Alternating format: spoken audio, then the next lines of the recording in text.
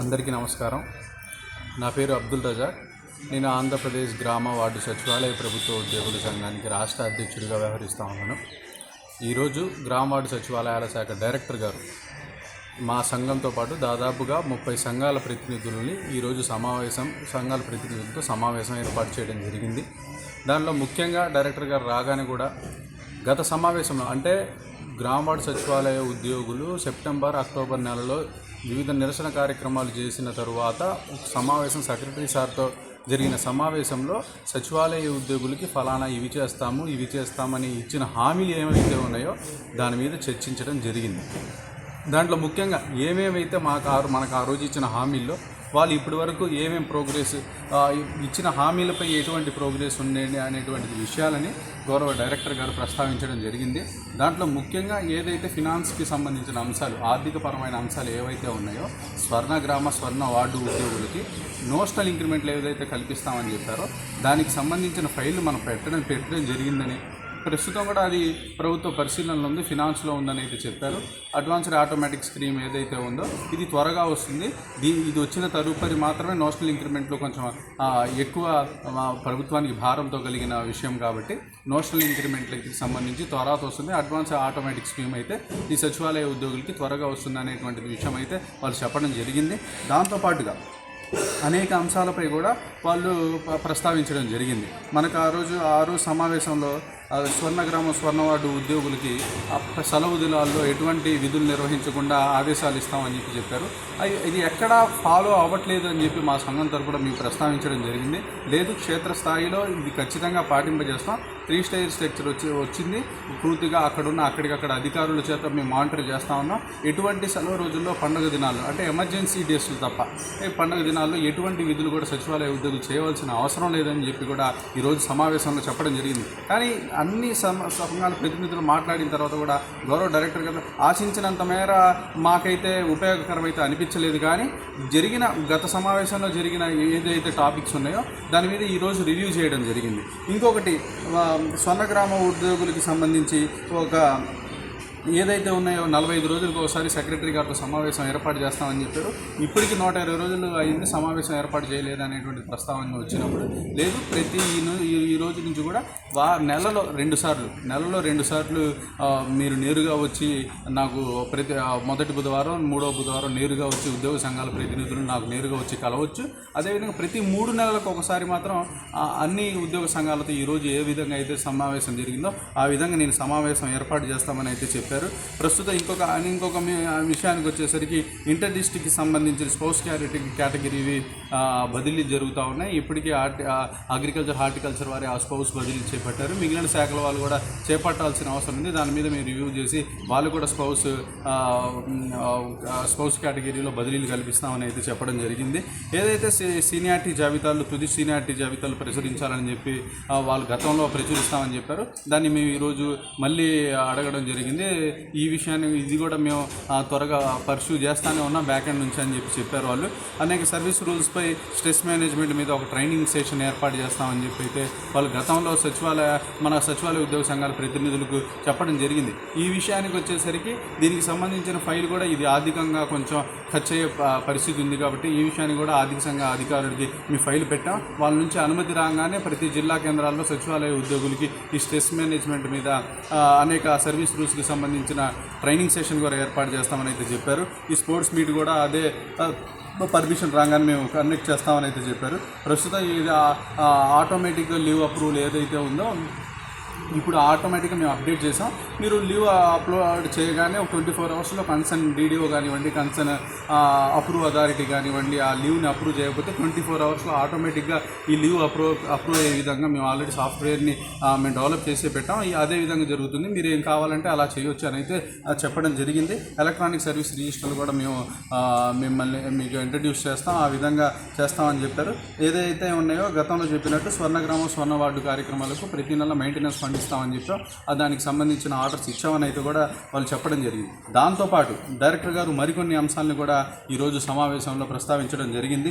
ఏదైతే ఉందో ట్రాన్స్ఫర్స్కి సంబంధించి ప్రతి సంవత్సరం ట్రాన్స్ఫర్స్కి సంబంధించి గతంలో ఇప్పుడు బదిలీలు ఏ విధంగా అయితే కొంచెం అన్ట్రాన్స్పరెన్సీగా జరిగాయి, మాన్యువల్గా జరిగాయి, అలా కాకుండా ఇక నుంచి జరిగే బదిలీలు మాత్రం ఖచ్చితంగా ఒక ఆన్లైన్ మెథడ్లో ఒక సాఫ్ట్వేర్ ఇస్తాం, టీచర్ల మాదిరిగా ఏ విధంగా జరిగిందో ఆ విధంగా మీకు బదిలీలు జరిపిస్తామని అయితే మాత్రం ఖచ్చితంగా కరాఖండిగా చెప్పారు. ఇలా చేయడం వల్ల ఎవరికైతే ఉన్నాయో వాళ్ళకి మెరిట్ ప్రకారం కావాల్సిన కోరుకున్న వాళ్ళకి కరెక్ట్ ప్లేస్ వస్తూ ఉంటుంది. దీనివల్ల సిఫార్సు లేఖలు కూడా మేము ఖచ్చితంగా పక్కన పెడతాం ఈసారి నుంచి ట్రాన్స్ఫర్స్లో అని చెప్పడం జరిగింది. ఇంకొకటి, ఈ రేషనలైజేషన్లో కొన్ని లోపాలు ఉన్నాయి సార్ అని చెప్పి మా సంఘం తరపున మీకు ప్రస్తావించినప్పుడు, ఈ రేషనలైజేషన్ ద్వారా ఒక్కో సచివాలయంలో 6 సిబ్బంది, 7 సిబ్బంది, 8 మంది సిబ్బంది ఉండాల్సిన చోట కేవలం 2 సిబ్బంది పనిచేస్తూ ఉన్నారు సార్ అని చెప్తే, లేదు దీన్ని 2 నెలల్లోనే మేము రెక్టిఫికేషన్ చేస్తాం, ప్రతి సచివాలయంలో కూడా ఖచ్చితంగా వాళ్ళు అనుకున్న విధంగా 6, 7, 8 మంది సిబ్బందులు గతంలో జీవో ఇచ్చిన విధంగా మేము దాన్ని సర్దుబాటు చేస్తామని అయితే చెప్పారు.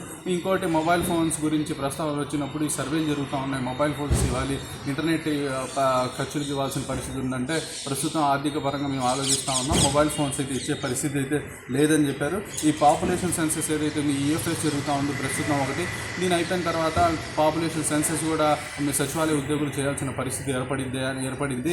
దీనికి సంబంధించి రెమ్యూనరేషన్ కూడా ఉంది. 9,000, 15,000 రూపాయలు సచివాలయ ఉద్యోగులకి అది ఊరికని ఇచ్చేదేం కాదు, రెమ్యూనరేషన్ కూడా ఇస్తాం, నీట్గా చేయాల్సిన అవసరం ఉంటుంది, సచివాలయ ఉద్యోగులే చేయాలని చెప్పి ప్రభుత్వం కూడా ఆదేశాలు ఇచ్చింది. ఆ విధంగా మీరు చేయాల్సిన అవసరం ఉందని అయితే వాళ్ళు చెప్పడం జరిగింది. ఇంకొకటి, గౌరవ డైరెక్టర్ గారు కూడా జరిగిన మరణాలపై బాధపడిన మాట వాస్తవం.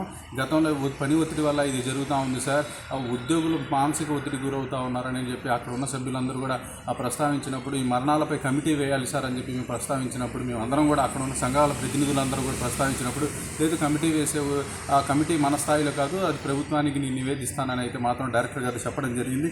దాంతోపాటుగా మా సంఘం తరపున వచ్చేసరికి, మా సంఘం తరపున ఆంధ్రప్రదేశ్ గ్రామ సచివాలయ ప్రభుత్వ ఉద్యోగుల సంఘం తరపున మేమైతే గట్టిగా డిమాండ్ చేస్తాం. గత ప్రభుత్వంలో వాలంటీర్లు చేసే విధులు ఏదైతే ఉన్నాయో ప్రస్తుతం రాష్ట్రంలో స్వర్ణగ్రామ స్వర్ణవార్డు ఉద్యోగులు చేస్తూ ఉన్నారు. ఖచ్చితంగా జీవో 11ని రద్దు చేయాల్సిన అవసరం ఉంది. పెద్ద చదువులు చదువుకుంటూ రోడ్ల మీద తిరగాల్సిన పరిస్థితి ఏర్పడింది సార్ అని చెప్పి అయితే మేము గట్టిగా చెప్తాం. దాని మీద కూడా ఎటువంటి స్పందన అయితే రద్దు చేయాలని మేము అడిగినప్పుడు డైరెక్టర్ గారి నుంచి స్పందన రాలేదు. అంతేకాకుండా ఈ 25 మంది ఉద్యోగులు మరణించారు, దానిపై కమిటీ వేయాలన్నప్పుడు అది ప్రభుత్వానికి నివేదిస్తామనేటువంటి విషయాన్ని చెప్పారు. ఇంకొక ముఖ్యమైన అంశం ఏంటంటే, నాతో పాటు మిగిలిన సంఘాల సోదరులు కూడా ఈ బిఎల్ఓ విధులపై గౌరవ డైరెక్టర్ గారికి అనేక మార్లు ప్రస్తావించడం జరిగింది. కేంద్ర ఎన్నికల సంఘం ఆదేశాల మేరకు 14 వివిధ విభాగాల ఉద్యోగులు బూత్ లెవెల్ అధికారులుగా పనిచేసే అవకాశం ఉన్నప్పటికీ కేవలం ఈ రాష్ట్రంలో స్వర్ణగ్రామం స్వర్ణవార్డు ఉద్యోగులకు మాత్రమే బూత్ లెవెల్ అధికారులుగా విధులు నిర్వహిస్తాం, మరింత మానసిక ఒత్తిడి గురి చేస్తున్నారు సార్ అని అడిగినప్పుడు, ఈ విషయాన్ని కన్సర్న్ జిఏడీలకి రాష్ట్ర ఎలక్షన్ అధికారులకి మీరు లేఖ రాయాలని చెప్పి ఖచ్చితంగా ఈ విషయాన్ని మేము సెక్రటరీ గారి దృష్టికి తీసుకుని వెళ్ళి ఈ వర్క్ డిస్ట్రిబ్యూషన్ అయ్యే విధంగా మేము చేస్తామని అయితే వాళ్ళు చెప్పడం జరిగింది. దాంతోపాటు మరికొన్ని అంశాలు కూడా మా సంఘం తరపున మేము ప్రస్తావించడం జరిగింది. ఏదైతే గతంలో సంబంధించి డిజేబుల్డ్ వాళ్ళకి, అంటే దివ్యాంగులకి క్షేత్రస్థాయిలో విధులు కేటాయించొద్దు అని చెప్పి గ్రామవార్డు సచివాలయ శాఖ ఆదేశాలు ఇచ్చినప్పటికీ కూడా క్షేత్రస్థాయిలో అమలు కావట్లేదు సార్ అంటే, ఆ పాయింట్ని నోట్ చేసుకొని మేము రెక్టిఫికేషన్ చేస్తామని చెప్పారు. ఇంకొకటి కూడా, స్పౌస్ సంబంధించిన జీవో ఇచ్చారు, అనేక మంది ఉద్యోగులకి స్పౌస్ ఇంటర్ డిస్ట్రిక్ట్ బదిలీ జరగలేదు. దాంతోపాటు ఈ ప్రక్రియ పూర్తయిన వెంటనే మ్యూచువల్ ట్రాన్స్ ఇంటర్ డిస్ట్రిక్ట్కి సంబంధించిన జీవో కూడా ఇవ్వాలని చెప్పి అడిగాం, ఖచ్చితంగా ఇస్తామని చెప్పారు.